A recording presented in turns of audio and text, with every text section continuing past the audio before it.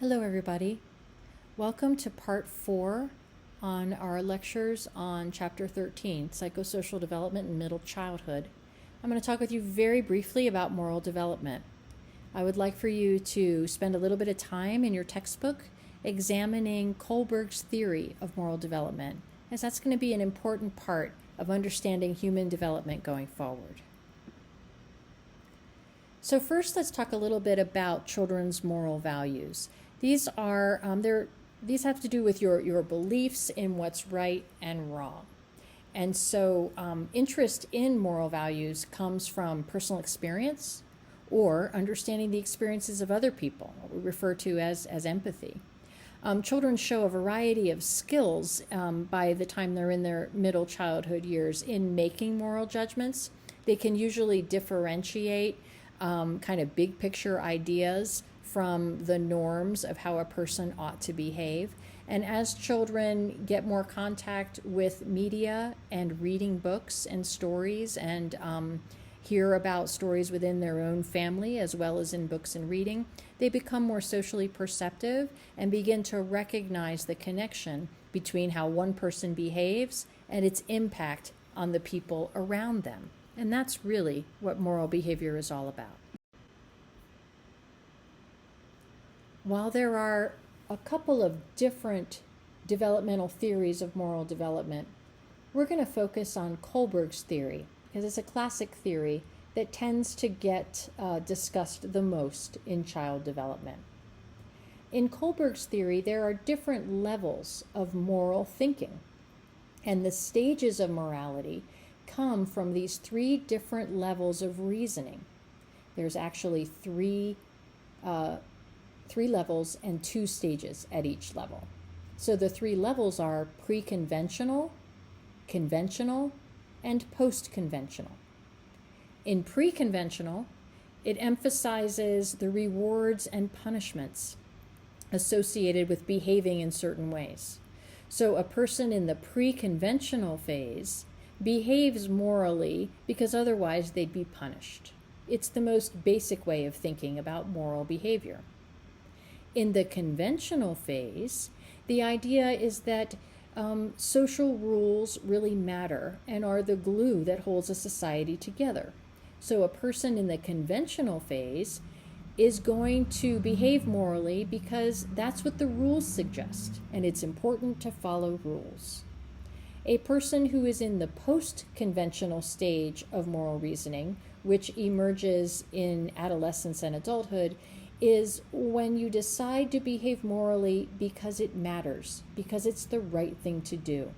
So the idea is that your moral reasoning is driven by principled thought and kind of a big picture idea of what is right for you, what is right for others.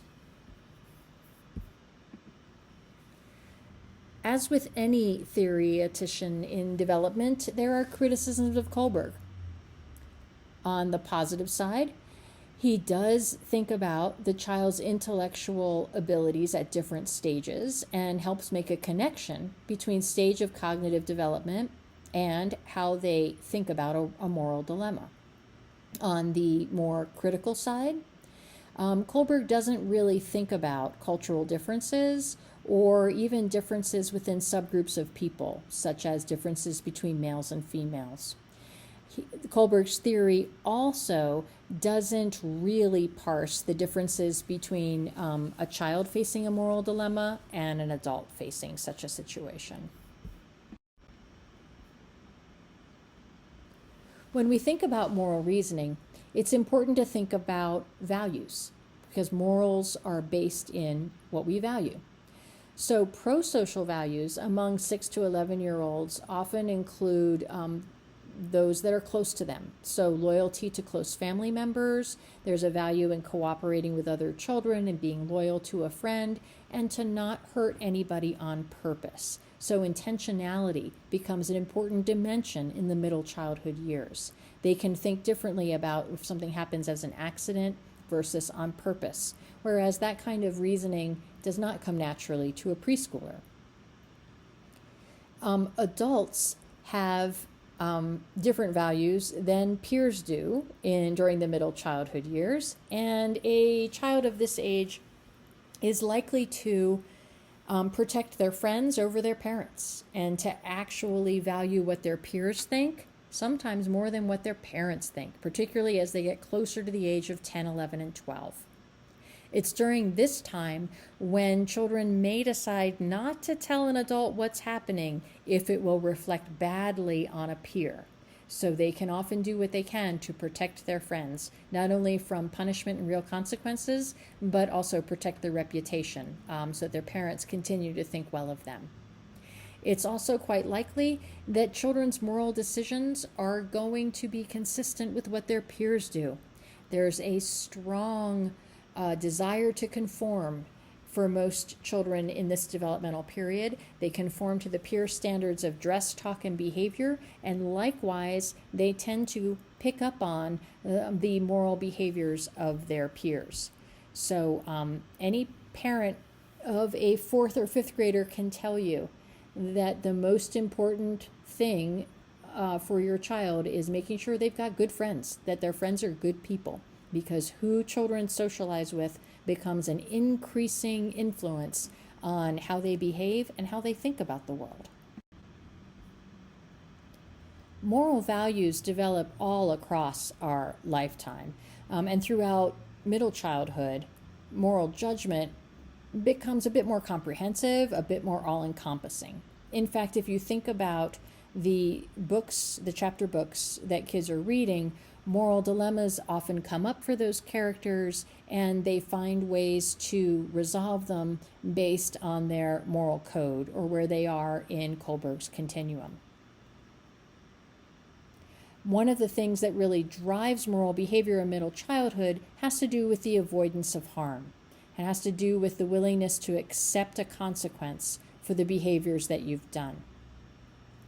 Piaget has also weighed in on morality, and he has suggested that your peers' thoughts about moral behavior becomes more important than your parents' thoughts between the ages of 8 and 10 years of age.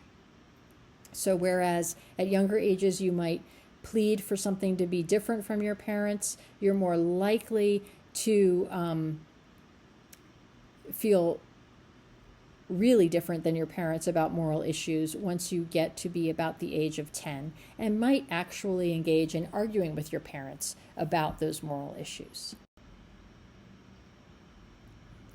One of the most important things that parents and adults can do during this developmental time period is to have open conversations with their children about moral dilemmas or things that they have observed. So for example, there's a case that's discussed in your textbook about what children should do if they break the window of a neighbor's house and how they should respond. These sorts of things are often used as measures of moral reasoning, where you try to figure out what's motivating the moral behavior and at what age does the child understand what the right thing to do is. The basic idea here is that moral reasoning, like any other kind of cognitive function, develops over time and experience. And it's really important that parents take the time to process and talk through things that happen in real life that involve moral reasoning, as well as things that happen within the child's day-to-day life and in literature and in TV shows and movies and all of that. So children are not going to be able to make the best decisions about, what to do if they've done something wrong.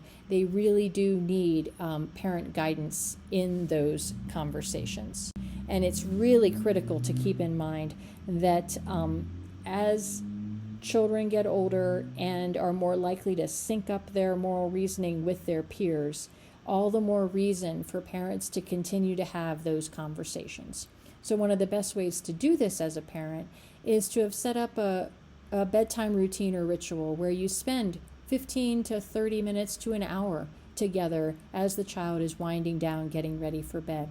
And you can actually keep this routine in, slightly different ways across the child's ages, but you can keep this routine so that you have this touch point where the two of you are always going to spend a little bit of time together.